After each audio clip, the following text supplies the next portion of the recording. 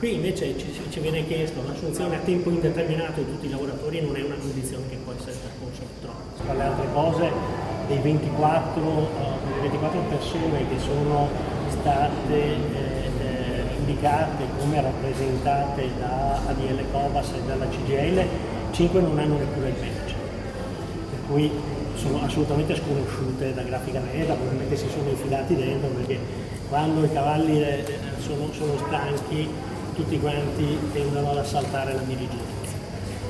Di quei 19 che rimangono ce n'è uno che ha lavorato 7 ore per Grafica Veneta, uno che ha lavorato 9 ore per Grafica Veneta e uno che ha lavorato 17 ore. Non lo sto dicendo al mese, al giorno, sto dicendo complessivamente.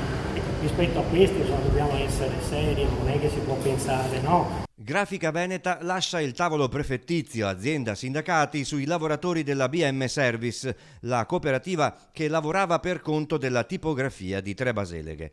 A incidere su questa decisione la pregiudiziale posta dai sindacati di assumere a tempo indeterminato i 24 ex dipendenti della cooperativa.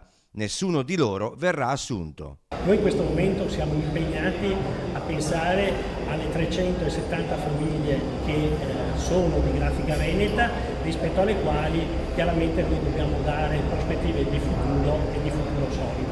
Per cui in questo momento, se pregiudiziale è l'assunzione di questi lavoratori, purtroppo quella pregiudiziale non consente di poter continuare nella lavorativa.